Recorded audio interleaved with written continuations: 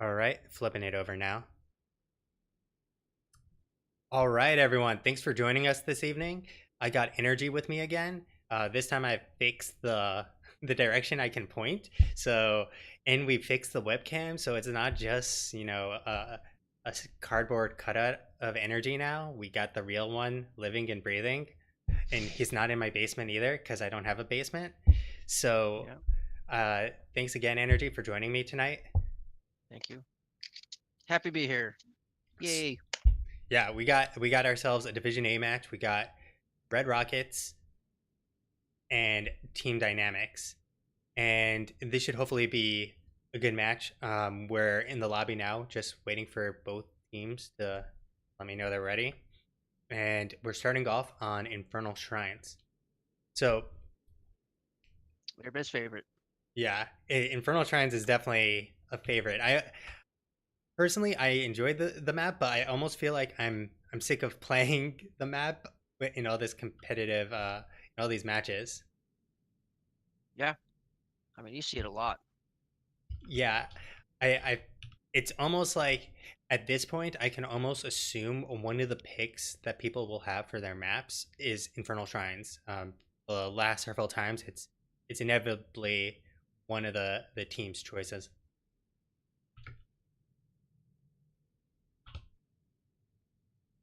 So what do you like to play on Infernal Shrines? Energy? Oh, characters? Obviously Alex is a thing, if not her best map. Yeah, I'm surprised by Uh, how few people pick her in NGS so far. Like she's so good on this particular map. yeah, this one in Volskaya. Tempo Storm actually Yep. ran it for their past game recently on Volskaya. She does really good there. Who else? I really like Phoenix, I guess. He actually does a lot. Ragnaros is actually my personal favorite right now. Yeah, he is definitely good as well. I think a lot of people undervalue Ragnaros, even though he has really good wave clear. He can poke if you go for the meatball build, and obviously if you take lava wave, you can clear for free pretty much. Oh yeah, Molten Core right next to the shrine, get a lot of value. He can zone out a lot of people. You can also go for Sulfur's build and just get those nice stacks, and he really becomes a nuisance in the shrines. Yeah, he definitely does, and he's good all around. I feel like he's fallen off just because of other heroes' existence more so than like his own lack of capability. Agreed.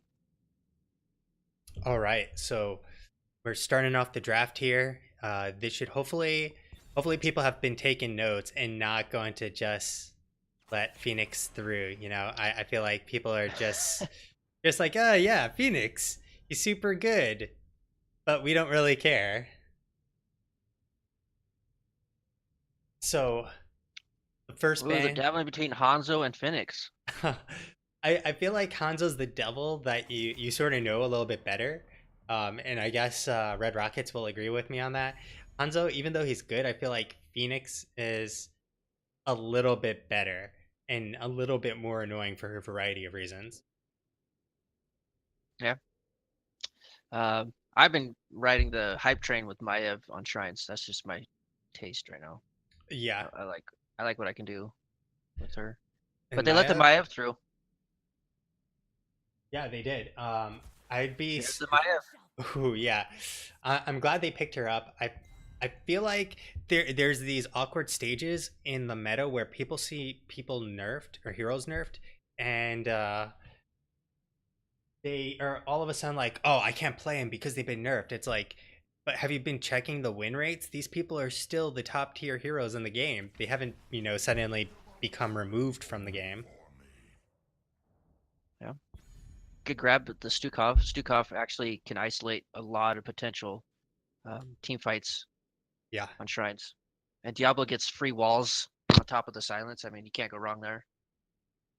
absolutely. I mean, Stukov is a really good counter for Ev's Warden's Cage, because if she actually tries the Warden's Cage, he just drops down a giant silence in there, and as their team tries to collapse in to, make the plays and some sort of wombo combo in there, they all just basically sit there with their hands tied or kind of like, we're silenced, we can't do anything.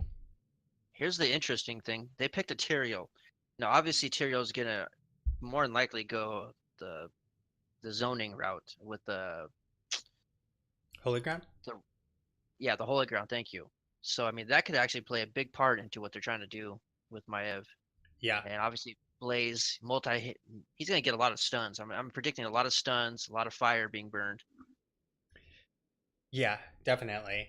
And then there's also the major plays that can be made between sanctification and the bunker.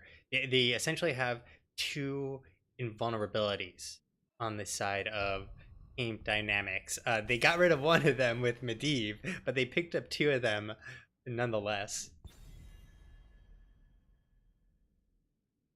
Yep. So they'll be able to last through the APOC at least with Tyrael there.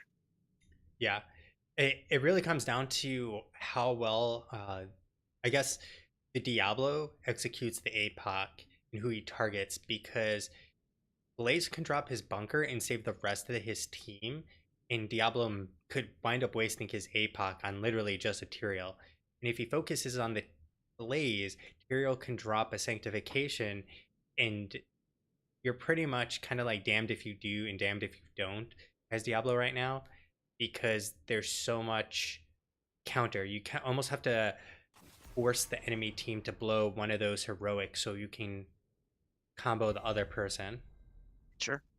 Yeah, it should be really interesting to see how this Diablo can actually get value out of APOC and just set up for his team. I feel like that Stukov is going to be the make or break for him, because if the Stukov gets a double silence on Blaze and Tyrael, then Diablo doesn't have to worry about that anymore, and all of a sudden it's Yep. like free APOCs. But if Yep. if the Stukov's not doing that, then Diablo has to pay attention, and it's going to be a lot of mind games. I feel like between both teams, where who's used what heroic and where they are in terms of HP pools as a team, because Hmm. Stukov has insane sustained healing, and they banned out the Malfurion, which means that Team Dynamics has lost a sustain healer in the sustain kind of healing wars.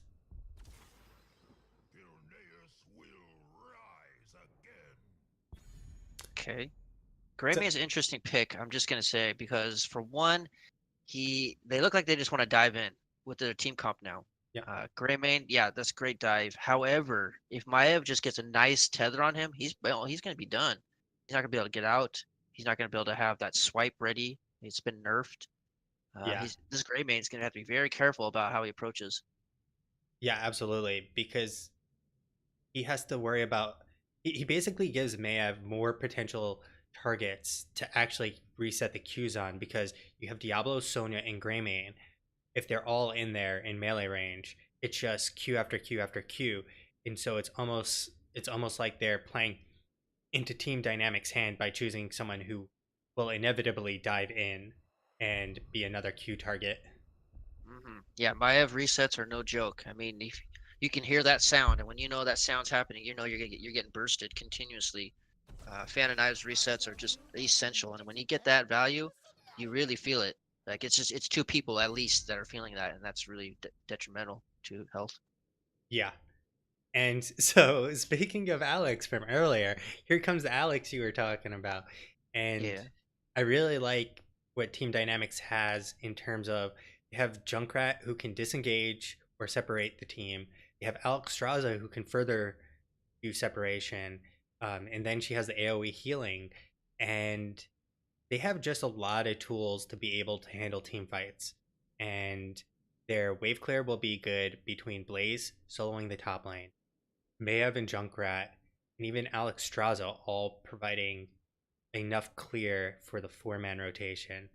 On the other hand, Greymane is going to be clearing pretty well, I feel like, and clearly Sonya will be in the top as well. Yeah, they're gonna have to rely a lot on Greymane to either take out Junkrat or Alex Straza. It looks like. And Gul'dan, there's the wave clear that they needed. Yeah, so they get their range DPS out of this, and it'll be interesting because Gul'dan doesn't have to worry too much, except for if a Maiev comes in and tethers him back. Otherwise, he'll be safe. And if he's able to be safe, he's going to have a lot of corruption damage onto the front line. Yeah, I have a feeling he's gonna probably stack corruption. Seems logical for them to do that. Yeah, I definitely expect that to happen. So while we're loading on in, out of these two team comps, what are you feeling here? Uh, I, I'm just gonna have to lead towards dynamics. They have a very dynamic team comp for this map, and it just makes a lot of sense compared to the other team. But make no joke, Red Rockets, if they can pull this off with incredibly good positioning and isolating certain players on the enemy team, they'll make really good work. Greymane, obviously, you want to go for the throat, probably, uh, just to try to get resets as soon as possible. I Thinking. think I think he could go either way here. It really depends on how they want to play, because yeah, go for the throne on Maiev or Junkrat or even Alex Straza is going to be really powerful.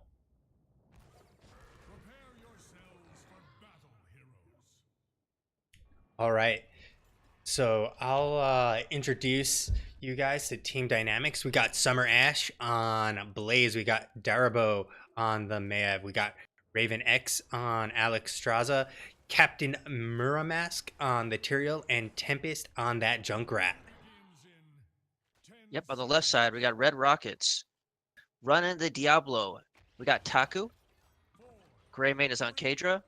Sonya being played by Humansley.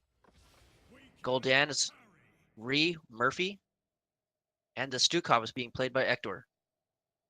All right, so we're gonna have what I love to call the footsie fight in mid, where 5 men enter and 5 men usually leave. Yep. We got Blaze top though and Junkrat bottom. So this is actually a really good idea for them, just to isolate the lanes really quick. Yeah. We'll see if Red Rockets can recognize this and then compensate. There goes the Sonya top. Sonya already rotated top, which is good. We got Greymane who's responding bottom, so they haven't lost any soak anywhere, really. And in the mid lane, they clear that up. They deal out some damage to Diablo, nothing serious, and now they'll start the 4-man rotation. I do like Captain Muramask has actually thrown out his Q, keeping vision in the bush, so that way they could potentially gank if needed or interrupt a rotation, which is something that you'll see not a lot of lower level players do as a tank. They won't try to interrupt a vision, and they won't actually stop a rotation. You'll see Captain Muramask do that another time. So like he's keeping up with exactly where they are, and that's really nice for team dynamics. Very interesting how they just, once they clear lane, they quickly rotate back to the other one. I mean, they really want to take this pressure on the lane side, get that soak ready so that they're prepped and ready to take camps and get an advantage before Shrine starts. Yeah, this is something that I don't see too often, even in some of the Division A games I've casted. And I've actually casted these guys before as well, and so they're looking a lot better than the other 2 times so far. Like, they're clearing a lane, they're going and clearing another lane. They're not wasting a single second. Like, they're basically saying, we cleared this lane, we have nothing else to do, now let's go to another lane and actually accomplish something of value. I mean, right now, like you're saying, they're getting merc camps, they're getting that ready, because they have so much of this wave control in comparison to Red Rockets. And they have Captain Muramask running around and keeping that vision. Yep, Red Rockets starting their siege camp as soon as they realize that the enemy team has got theirs. Now they're a little bit behind, but they're about equal on XP. Nothing too big. Yeah. Lanes are still about cut even. So one thing, you Mansley is definitely getting this very, very important Shaman camp. Blaze has never Multi-tether by started. Maiev. Ooh, Darabo does make it out. Kadra does get pretty low there, but she'll just go and tap in the meantime. And we'll have a Stukov just kind of Q and D up to full health.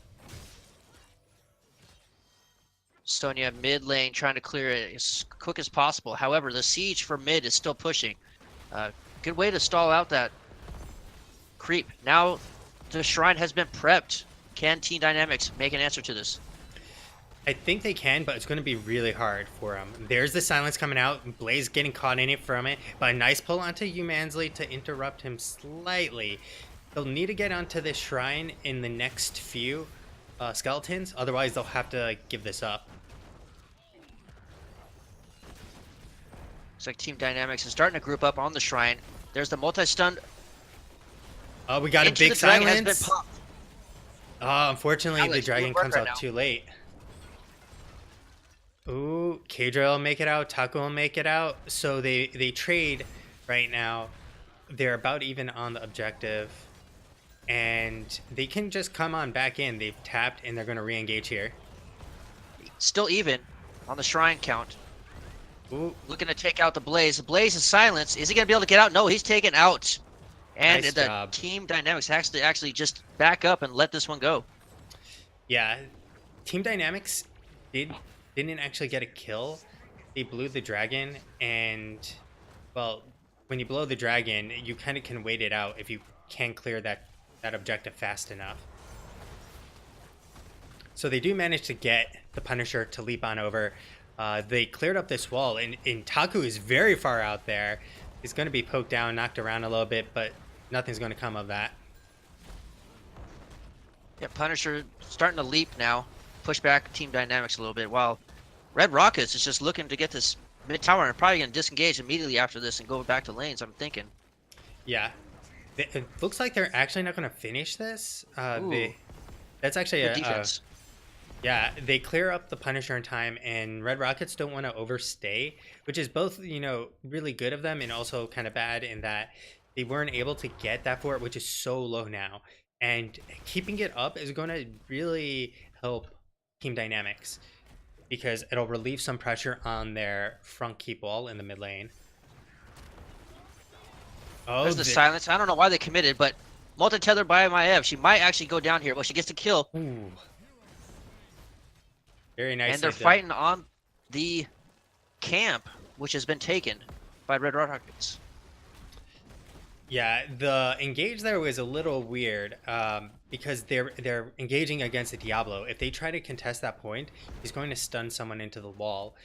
They do manage to trade Gul'dan and Naev, which is, kind of the best scenario they could have hoped for.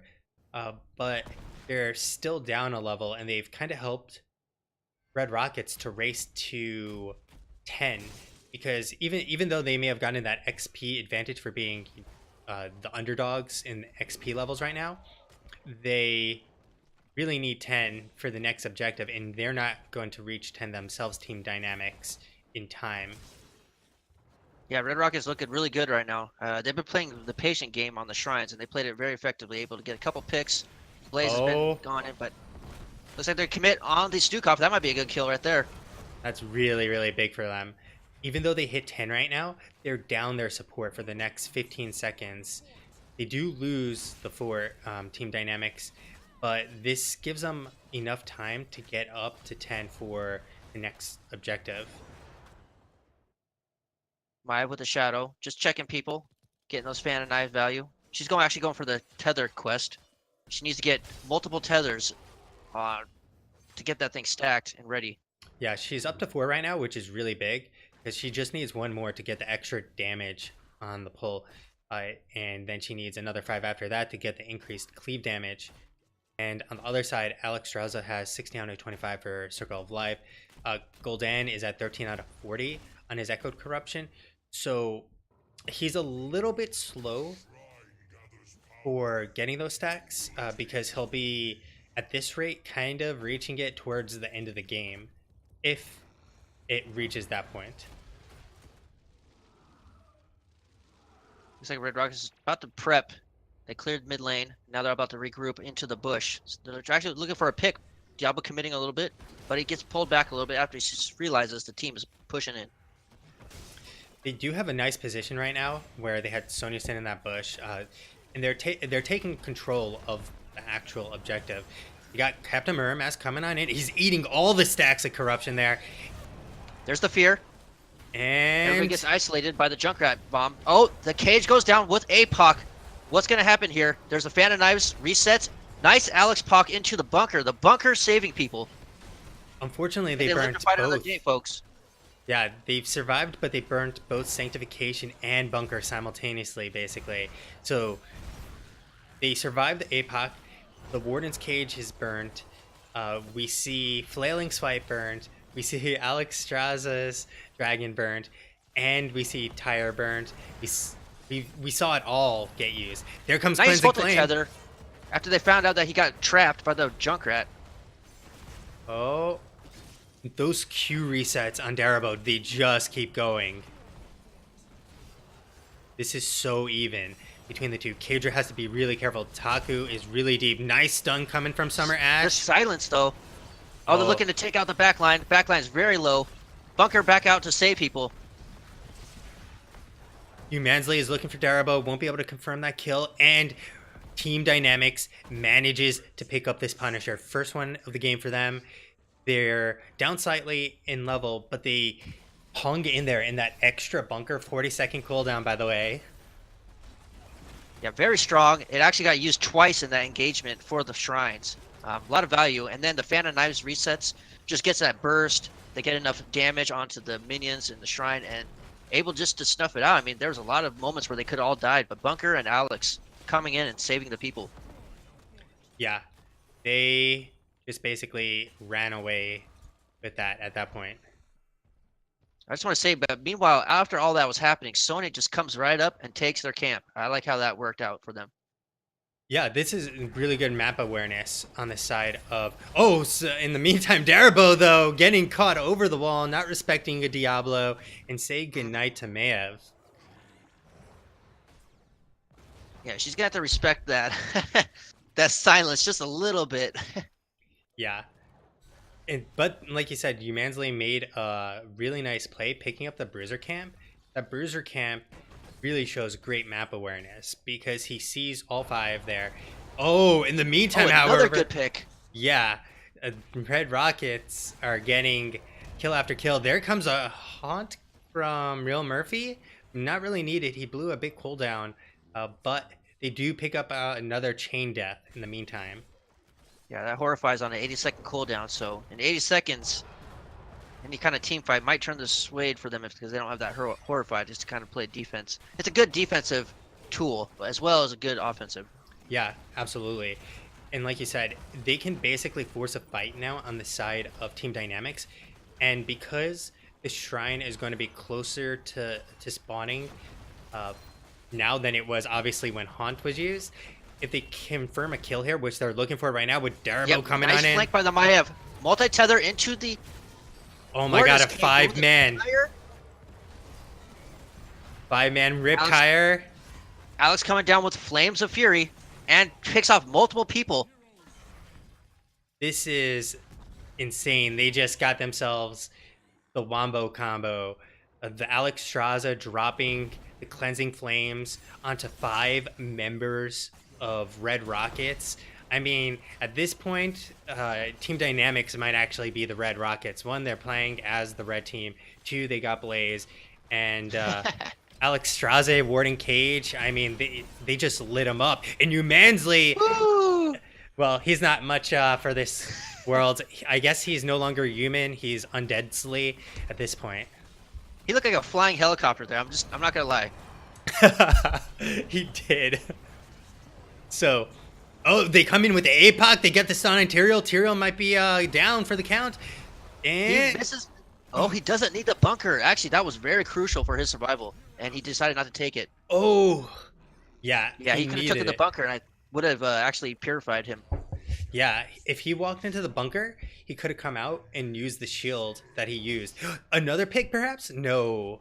Slide from Taku onto Darabo, and they managed to walk away. They do pick up the keep, which is going to be major. They do have 16.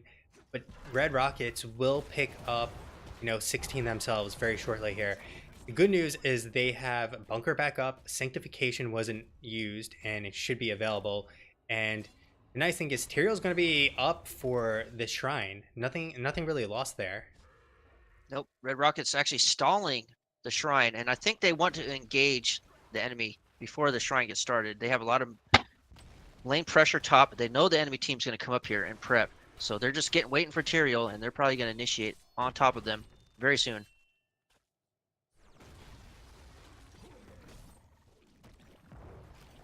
Looks like we have Red Rockets just coming out to the left side, noticing that the enemy team is still mid. Nobody's starting the shrine yet. Team Dynamics wandering around the middle. Who's going to start it first? Yeah, I'm not quite sure what's going on there with both teams. They're really playing this slow in terms of starting this shrine. They want to get control of the vision, which is definitely important, but at the same time, neither has actually decided. Now, to be fair, Team Dynamics has a waiting game that they can play. They have 2 catapults already built up in bot lane, a 3rd one coming, and eventually that's going to make its way to the core. So Red Rockets are the ones who have to start this. Team Dynamics really consider all day if they so choose. Yep, Team Dynamics with that 17 level lead, 1 level up ahead. They can actually feel comfortable to force a fight. It looks like even though the shrine started, they're looking for that pick, thinking it might be on the back line for Stukov. They don't want that silence to deal. Yeah, Darabo's looking to get deep in there, and as long as he can Taku's charge, they'll be perfectly fine. There goes Darabo. He misses. He gets stunned to the wall. There's the Horrify into silence. Oh. Cleansing Flame. There's the flailing swipe, though. It's not going to be good enough. And they managed to walk out. Ector, though, is rather low. There's a re-engage from Summer Ash. And all of Team Dynamics is pretty healthy. On the opposing side, they're going to have to go tap. They're going to get full life, and they need to leave really soon. There's the engage on Alex Straza. Raven X getting fully committed on. There's the Dragon Form, but she's silenced, can't do anything. There's the Sank, though, and she's going to have to fight under there. 100 health. And say goodbye to Alex. Yeah, that was a really good Sank, but that silence does so much work, isolating all the enemy players, not allowing Alex to even get any value out of that dragon. Yeah, Stukov has been getting really good silences all game. And like we said earlier, they have 4 catapults they have to deal with right now in the bot lane. A 5th one is coming. And if they do not react to this, okay, they got Sonya coming back, but this is 4 catapults. Yeah, 4 catapults on a wave pushing in. Sonya's got to stay down here for a little while a 4-man top lane tries to clear the shrine and possibly push. Even though they lost the shrine, they still have the bottom lane looking really good. They got that bottom keep at the very end there. I mean, the core is in dire need of assistance while this Punisher pushes. I don't know if the whole team can commit to this Punisher. Yeah, they can't, which is really scary for Red Rockets if they try to fight with this Punisher, because they're going to be fighting a 4v5. Now, they do have the Punisher there, who's kind of like, the 5th man for their team right now. But I'd still... There goes Taku looking on the gauge on Darabo. Darabo is going to re-engage here. We got Captain Mirror Mask really deep. A 4-man stun? There's a Cleansing Flame. Warning's Cage. APOC coming on now. Taku is on to Captain Mirror Mask. They're trying to disengage here right now. Captain Mirror Mask getting really low. Flailing Swipe has been used. And Captain Mirror will get on out. So they deal with the Punisher, essentially, by scaring off Red Rockets, who... Although they're looking to re-engage here, I'm not sure this is the best call. There's a double stun from the Punisher. Darabo coming on in. 3-man pull, but his team is not coming on in. Darabo is going to be going on down here, and that is really big. Level 20 is about to be hit on the side of Red Rockets. Yeah. And they're doing good work right now, just kind of like picking off people, waiting. I like how they re-engaged after that instance. They got the Maiev for re-engaging, so that was really crucial in helping this Punisher push, and they just got the top keep, so look about even, but not the levels. Yeah, the levels have now switched over. I feel like Team Dynamics makes a solid play, but then someone on the team is either not listening to a shot call or they're not communicating, because Darabo was looking for the re-engage, and I think the re-engage made sense because of how low the enemy team was for Red Rockets. The problem was that they had to deal with a Punisher, and clearly most of the team was saying, let's clear the Punisher because they're low. They can't really do much. And Darabo was like, nah, dudes, we can solo him. Or I can solo him. And that's essentially the price they paid there.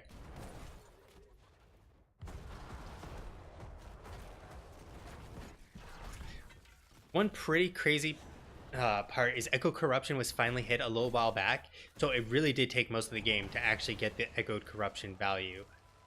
I mean, it's obviously, a game changer once it does get finished.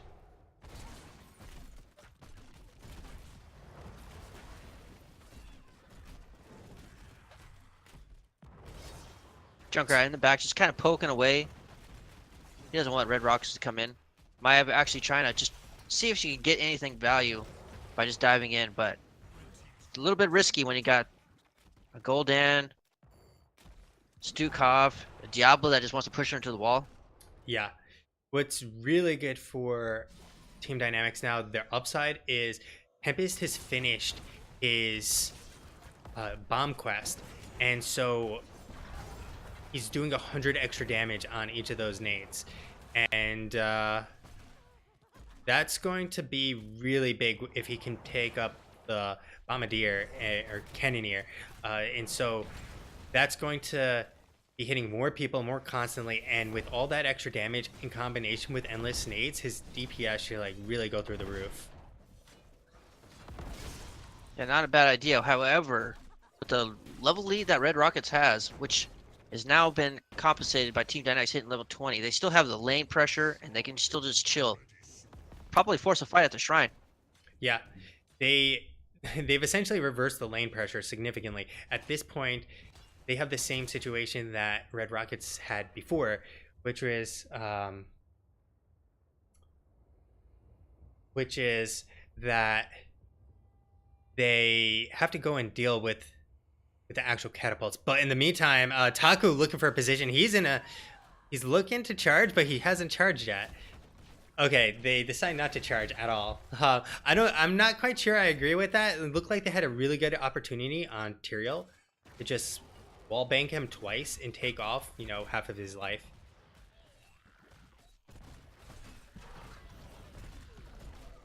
Yeah, Junkrat just kind of throwing in nades like he can. But Maev goes in with a silence. Just Alice come in to save the day. Whoa, there's a Sanct. Yeah. And they get a ton of value off of that team fight. Maev is going to go down for it. 2 members of Red Rockets down, though. About to be a third on the Diablo. Taku's down, but he'll be back in 4 seconds. And this leaves Humansley all alone. He's going to have to back out. That was insane. Like, that sanctification on top was so nice. He managed to win this and be able to go and send one back to defend. Although, take a look where real Murphy is right now. Looks like he's trying to backdoor. But Blaze is already here. Are converging very soon here on the top lane. Ooh, I don't know if this is a good call because they won't. Yeah, it looks like they misread the situation. Blaze was already there. He was going to clear this out before they would actually have a wave. And now Red Rockets are having their core threatened by the 3-man plus the Arcane Punisher. Yeah, Sonya and Golden just backed in time for Team Dynamics push with the Immortal. And there's a pause. All right, so they're getting some lag on their side. So I wonder if it's some weird like lag going on across the board. Let's switch on over. So in the meantime, do you think they can actually survive this Punisher, Red Rockets? Because they do have 3 members of Team Dynamics to deal with, but they themselves have 4 members currently up, with Greymane about to respawn in 2 seconds. That's a good question. I Sanctification, I believe, is up. Or is it still on cooldown? I can't remember. I think it is on cooldown. It might be still on cooldown. Now that's going to be a kind of a make or break, I feel, for them. Even though the Punisher is going to probably do a ton of damage on core, Sonya's got Berserker ready. The team is just here and ready to go. Blaze, obviously, top lane. So, I mean, the 4-man with, like you said, the 5th member is obviously the Punisher. And looks like they're aggroing the Punisher away from the core. So that's exactly what they wanted to do first. Yeah, they do get team dynamics to fall away from the core, and with Gul'dan there, they get a lot of clear on the Punisher with the Echoed Corruptions. There comes the tire. It's not going to do too much there. They are taking core damage. It is 70%. And in the top lane on the other side, they are going to have a lot coming on in. There's a stun. There's a sank. And that should be all she wrote. Team Dynamics should be able to take this game now. Excellent commitment by Team Dynamics just to kind of just will it out. Don't matter if the Punishers go down. The rest of the team was able just to clean up right there. Yeah. Team Dynamics getting that big fight that they needed, and because they won that keep earlier, that keep take basically was the game for them, even though it didn't amount to much through for most of the game. It wound up being the deciding moment for winning. Yeah, getting that lower lane prepped for the Punisher, just to able just to run right through, go to the core, do what it does best, and start throwing those fists. Enough for the team just to kind of just kick back and wait for that time just to finish off the core after the Punisher goes down. Yeah. And if we take a look at these numbers, it's absolutely bonkers. Junkrat 102,000, almost 103,000. The next closest, Gul'dan with 62,000. Wow. Just like absolutely bonkers the amount of extra DPS coming out from Junkrat. On the opposing side, you got Stukov with the bonkers healing 144k versus Alexstrasza's 63.6k. So you can see it was a game of Junkrat dishing out damage and Stukov doing his best to heal it up, essentially. Yeah, shows the power of Alex. She's just able to kind of show that she's a dragon and not to mess with her team. And when she goes into dragon form, the team actually has to respect that and kind of back up and wait for the cooldown to come down, which buys the team enough time. And her ultimate is no joke either. I mean, just keeping people alive enough so they get the synced in time or they get the bunker. Really Yeah. excellent play by the Alexstrasza, just kind of keeping people healed up and knowing when to go into dragon. There was a couple mess ups, but for the most part, they got a ton of value from her presence. Yeah, they definitely did. I definitely like the Alex pick, and it definitely paid off in general for him, especially the Cleansing Flame. Like when Raven X used Cleansing Flame, it was always really high value. Basically, he was getting almost double the value, and that he would be healing and damaging simultaneously.